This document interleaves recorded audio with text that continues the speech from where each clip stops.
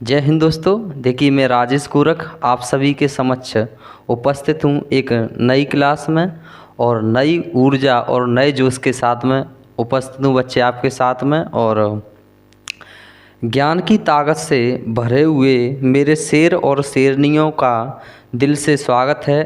और आप सभी को मैं बता दूं दोस्तों कि ये जो क्लास है, बहुत सारे बच्चे पूछते हैं कि सर ये क्लास किसके लिए इम्पोर्टेंट है या किसके लिए नहीं। तो मैं बता दूं दोस्तों आपके लिए कि ये जो क्लास है ये सभी के लिए इम्पोर्टेंट है। ऐसा नहीं है कि ये केवल एसएससी या कुछ और एग्ज़ाम्स उनके लिए। देखिए, जो जीएस जिन एग्ज़ामों में सभी में पूछी जाती है उन सभी के लिए क्लास क्या है बच्चे, महत्वपूर्ण है, इसका ध्यान रखेंगे। और जीएस की क्लास में आज हमारा जो टॉपिक है वो बायोलॉजी से जो बायोलॉजी चैप्टर है यहाँ से संबंधित है।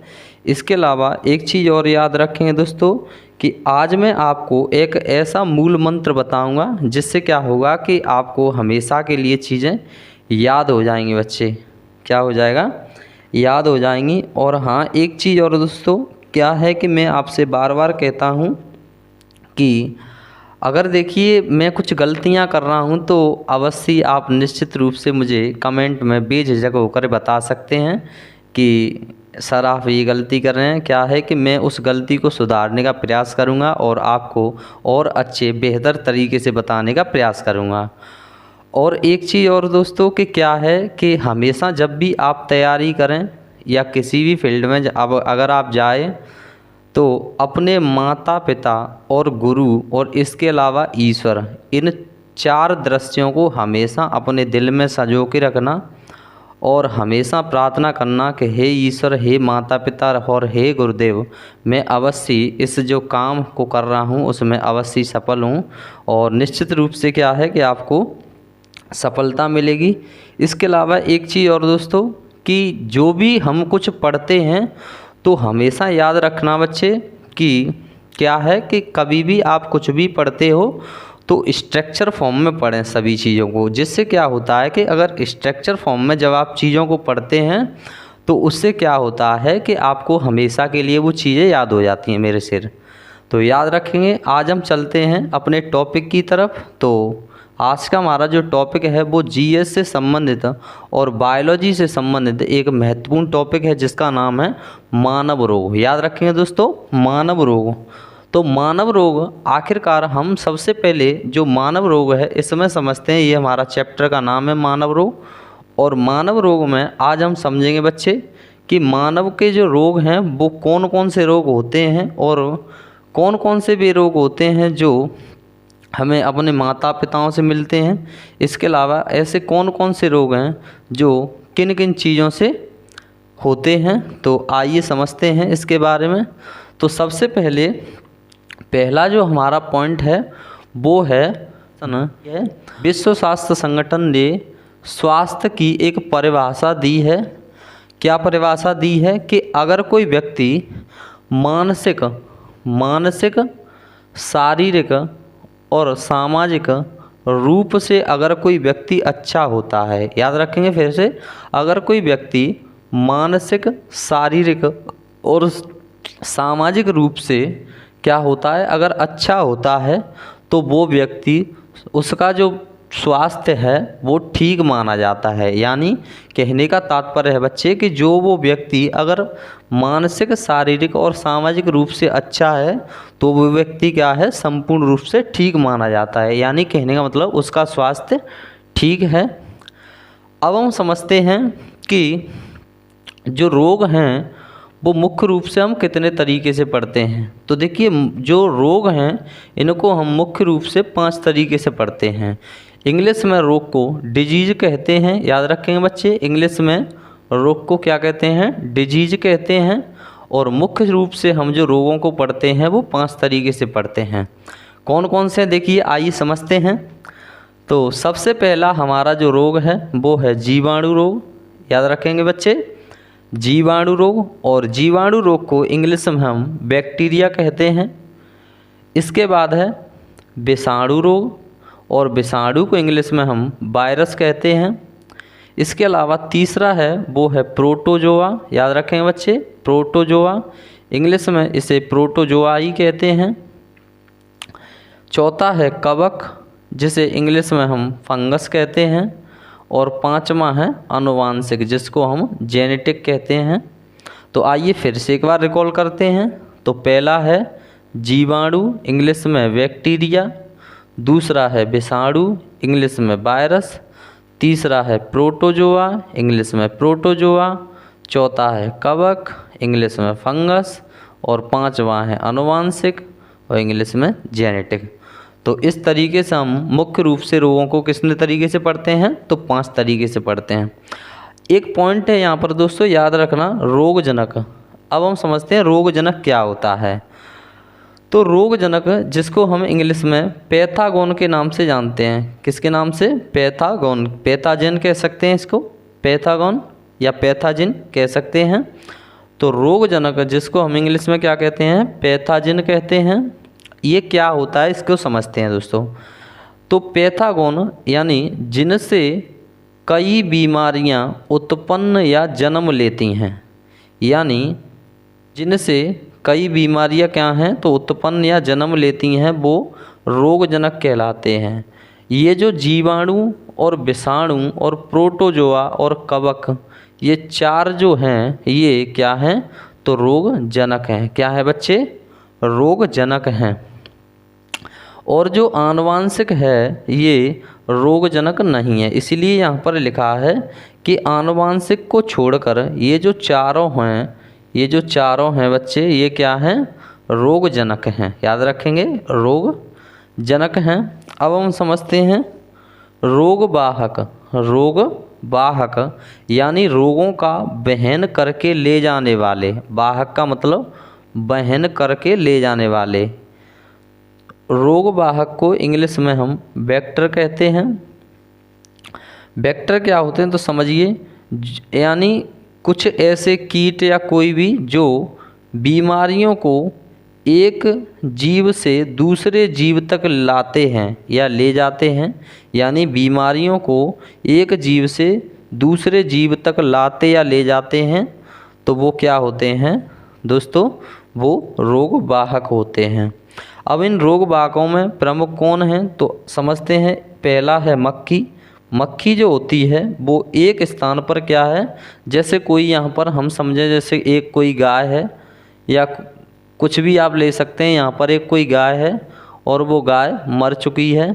अब क्या है कि इस गाय के ऊपर मक्खियाँ बैठेंगी और मक्खियाँ जब बैठती हैं और ये मक्खियाँ जब बैठ करके यहाँ से कहीं और स्थान पर जाएंगी तो वो क्या है?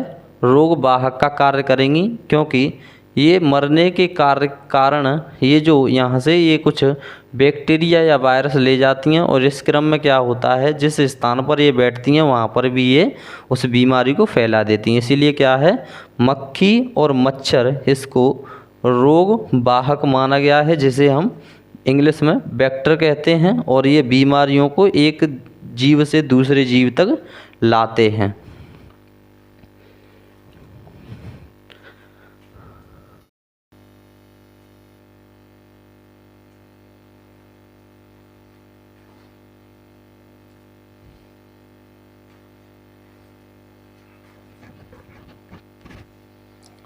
देखिए अब हम चलते हैं उससे आगे।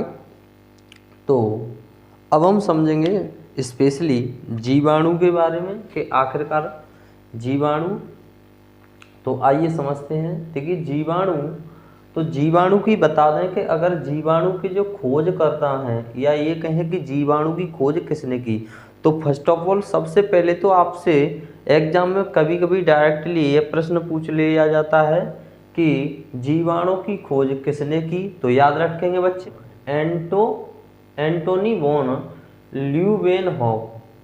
तो आप क्या है कि इस पहला वाला जो इसका नाम है उसको नहीं, जबकि एक सरनेम है ल्यूवेनहॉक, इसको याद रखेंगे दोस्तों, क्योंकि ज़्यादातर जो एग्जाम होते हैं उनमें सरनेम या पिछला जो नाम होता है उन्हीं को दिया जाता है। और क्या होता है कि जो ल्यूवेनहॉक जो होते हैं ये अपने दांतों की खुरचन में क्या करते हैं, ये अपने दांतों की खुरचन को लेते हैं और दांतों की खुरचन में ये जीवाणुओं को देखते हैं। लेकिन क्या है कि इनको उस समय ये नहीं पता होता है कि ये जो सूक्ष्म जीव हैं, ये जीवाणु हैं, तो क्या करते हैं ये कि अपनी दांतों में, इन खुरचन में उनको देख तो लेते हैं और क्या कहते हैं, सूक्ष्म जीव कहते हैं। याद रखेंगे दोस्तों कि जीवाणु की जो खोज है वो ल्यूवेनहॉक ने की, और किससे की, तो अपने दांतों की खुरचन में इन्होंने सबसे पहले देखा और उनको सूक्ष्म जीव कहा। याद रखेंगे दोस्तों, सूक्ष्म जीव। जब इन्होंने खोज की तो इस खोज करने के संदर्भ में ही क्या है कि ल्यूवेनहॉक को जीवाणु विज्ञान का पिता कहा गया है। याद रखेंगे मेरे शेर कि जो ल्यूवेनहॉक जो हैं, इनको जीवाणु विज्ञान का पिता कहा गया है।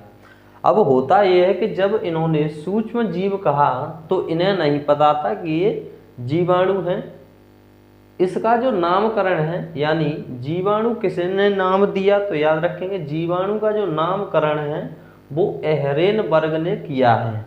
याद रखेंगे, कभी कभी आपसे पूछ लेता है सिंपली, या कहें सीधे तरीके से आपसे पूछ लेता है बच्चे कि जो जीवाणु है इसका नामकरण किसने किया है, तो याद रखेंगे गुड्डा, एहरेनबर्ग ने क्या है, तो जीवाणु इसका नाम दिया है। इसके अलावा अब हम समझते हैं जीवाणुओं के रोग या जीवाणुओं से उत्पन्न रोग, या कहते हैं जीवाणु रोग, यानी जीवाणु रोग कौन कौन से होते हैं। तो मुख्य रूप से तो हमको यही पढ़ने हैं, तो आइए समझते हैं। तो सबसे पहला है हमारा टाइफाइड। टाइफाइड और टाइफाइड को ही हम आंत्र ज्वर के नाम से जानते हैं। टाइफाइड और आंत्र ज्वर, और इसी को हम आंत का बुखार कहते हैं, क्योंकि आंत्र को आंत और ज्वर को बुखार, इसलिए आंत ज्वर या आंत्र ज्वर या टाइफाइड के नाम से इसको जानते हैं।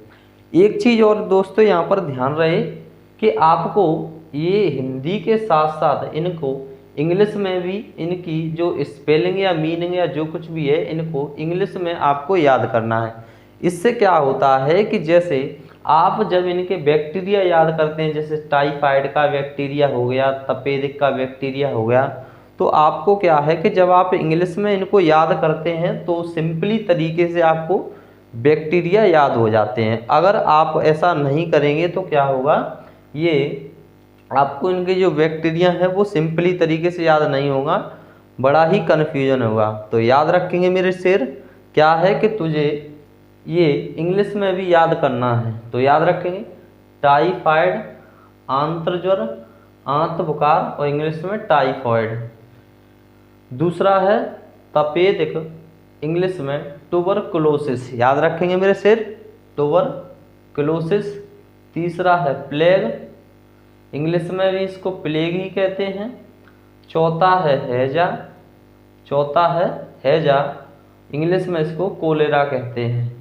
अब क्या है, जैसे हैजा है, अब हैजा आपने याद कर लिया, इंग्लिश में आपने कोलेरा याद कर लिया, तो क्या है, जब कोलेरा आप याद कर लेते हैं तो इसका जो बैक्टीरिया होता है, मैं आपको सिंपली तरीके से याद दूँ तो विब्रियो कोलेरा होता है। विब्रियो कोलेरा जो इसका हैजा का बैक्टीरिया होता है, क्या होता है, विब्रियो कोलेरा। अब जब आपको कोलेरा याद रहेगा तो विब्रियो भी आसानी से याद हो जाएगा। इसीलिए आपको क्या करना है मेरे दोस्त कि आपको हिंदी के साथ साथ इंग्लिश में भी जो जीवाणु रोग हैं उनको याद करना है। तो हैजा को कोलेरा, डिफ्थीरिया को डिफ्थीरिया, टिटनेस को टिटनेस, कोढ़ को या कुष्ठ रोग कह सकते हैं, कोढ़ कहें या कुष्ठ रोग कहें, इसको लेप्रोसी के नाम से जानते हैं। निमोनिया, इंग्लिश में इसको निमोनिया ही कहते हैं, लेकिन क्या होता है यहाँ पर पी साइलेंट होता है। कभी कभी तो हमसे आमतौर पर सभी पूछ लेते हैं कि बताइए निमोनिया की स्पेलिंग क्या है, तो इसके साथ साथ आपको इंग्लिश में भी याद करना है। इसके अलावा नमा जो नंबर है वो है काली खांसी। याद रखेंगे मेरे सिर, काली खांसी। तो काली खांसी को इंग्लिश में बूफिंग कफ के नाम से जाना जाता है। और 10वां जो पॉइंट है वो है सिफिलिस। सिफिलिस को इंग्लिश में सिफिलिसी कहते हैं।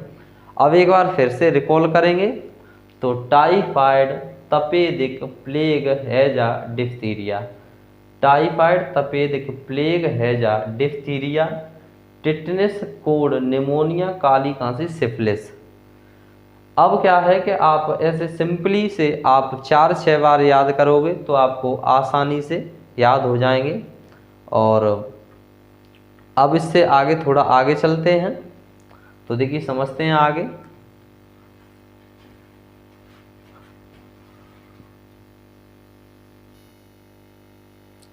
आइए अब हम समझते हैं इससे आगे।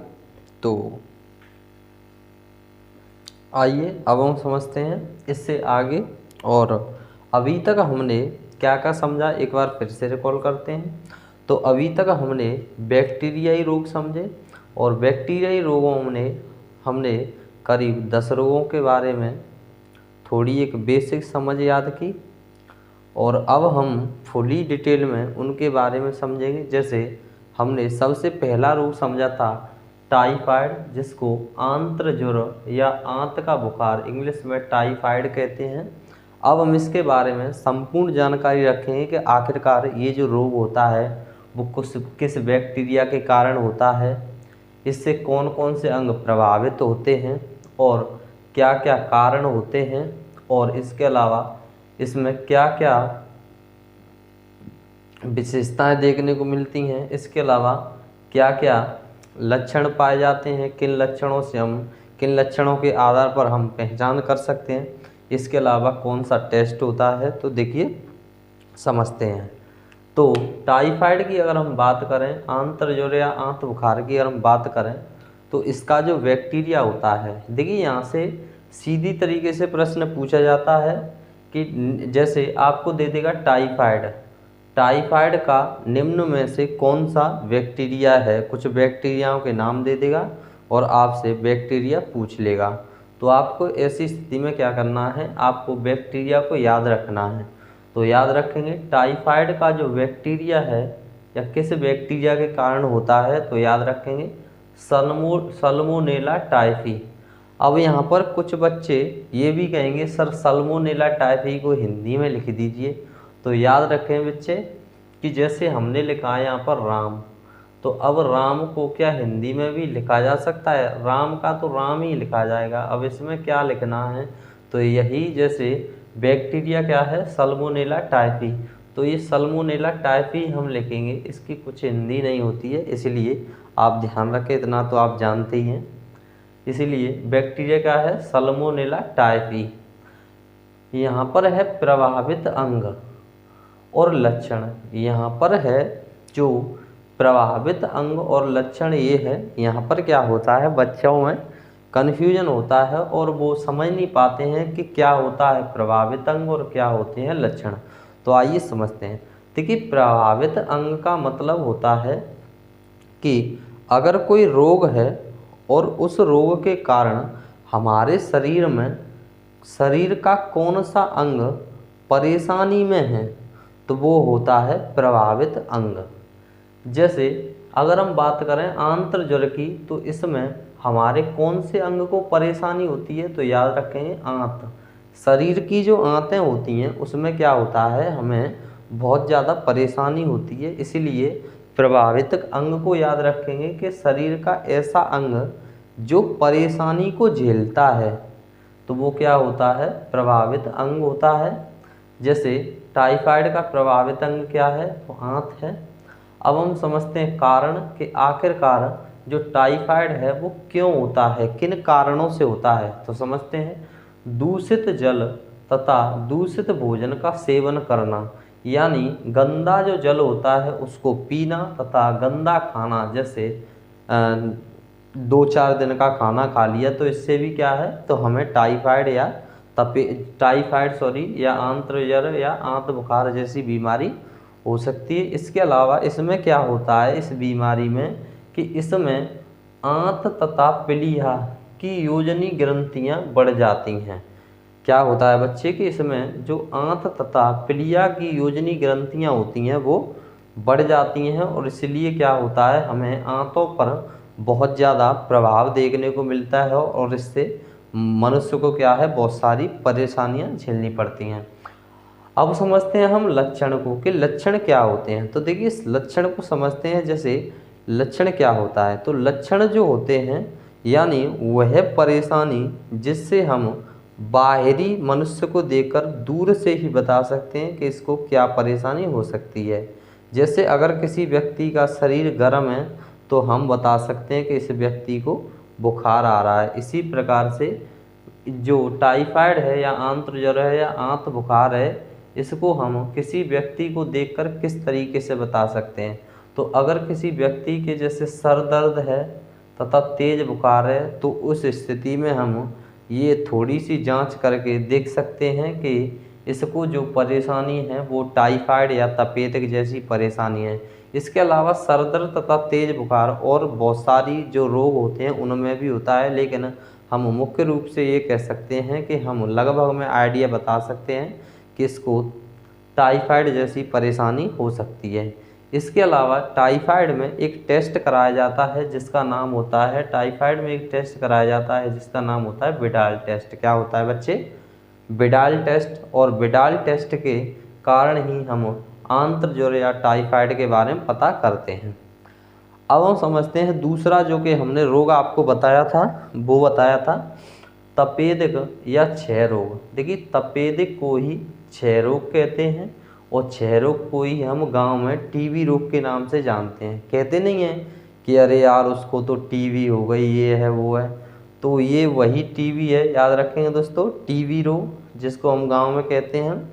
और इंग्लिश में इसको ट्यूबरकुलोसिस कहते हैं, इंग्लिश में ट्यूबरकुलोसिस कहते हैं। अब हम समझते हैं इसमें कुछ महत्वपूर्ण जो पॉइंट्स होते हैं। जैसे अगर बात करें टीबी या क्षय रोग की या तपेदिक की, तो इसका बैक्टीरिया क्या होता है, तो बैक्टीरिया याद करेंगे माइकोबैक्टीरियम ट्यूबरकुलोसिस, याद रखेंगे दोस्तों। इसका जो बैक्टीरिया है तपेदिक या क्षय रोग का, वो होता है माइकोबैक्टीरियम ट्यूबरकुलोसिस।